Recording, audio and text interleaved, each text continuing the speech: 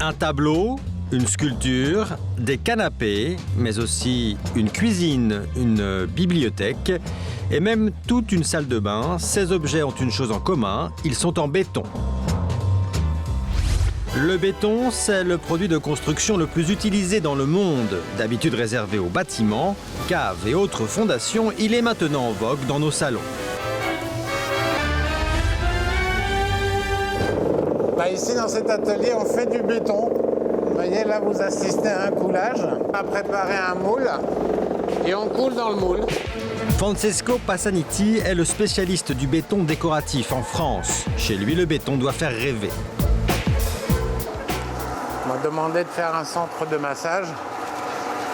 Et sur les murs, comme ça, il va y avoir ce revêtement mural qui va aller des cabines jusque dans les sanitaires où il va y avoir des hammams.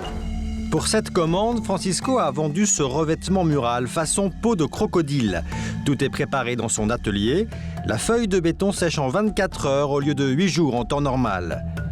Mais son produit phare, c'est le béton transparent.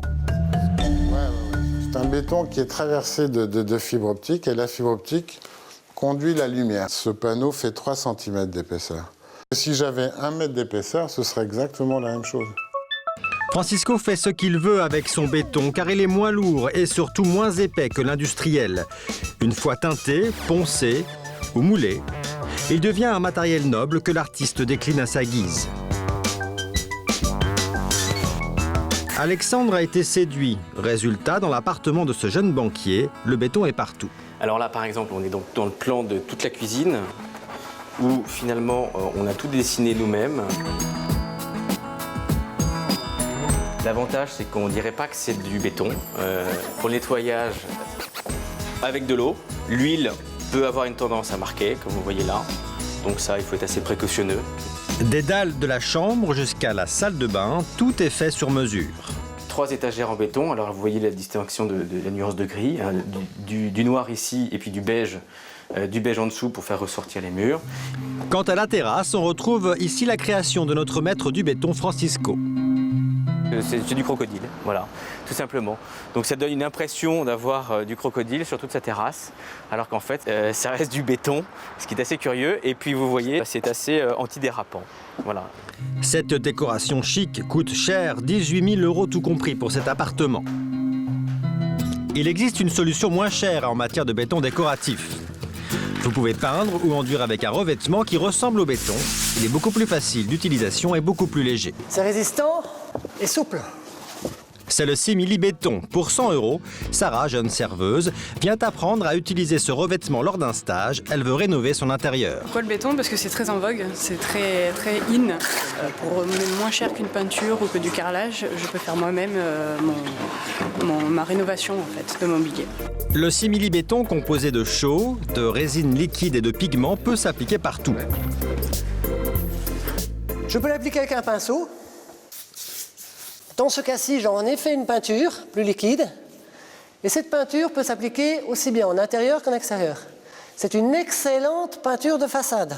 Je vais vous montrer que ce matériau adhère. Je vais faire un bol en plastique façon béton ciré. Vous l'avez compris, avec ce produit, on peut tout peindre, ce qui peut rendre les apparences trompeuses.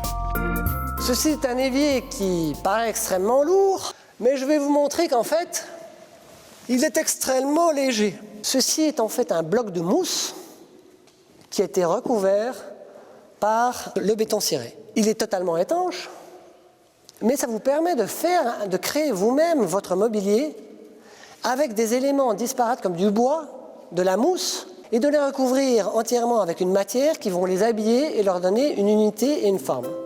De quoi donner des idées à Sarah qui, grâce au stage, va pouvoir maintenant s'attaquer à sa table de salon.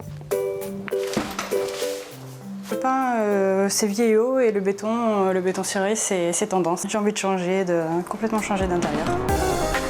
C'est parti. Je prépare la teinte de ma table.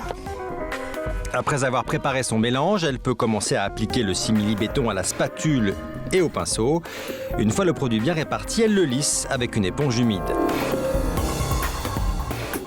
Alors donc j'applique mon savon noir maintenant, juste pour protéger de l'eau, des graisses, protéger ma table. Voilà, ma table est terminée. Cela n'aura pris qu'1 heure à Sarah. Coût de l'opération, 20 €. Elle va pouvoir maintenant s'attaquer à de plus gros chantiers. Et ça me donne envie de continuer à faire ce que j'avais prévu, ce que j'avais dans l'idée, donc faire ma salle de bain et mon hall d'entrée. Le simili-béton n'a donc que des avantages. Il n'est pas cher, se lave très facilement, ne s'abîme pas et surtout, il ressemble à du béton.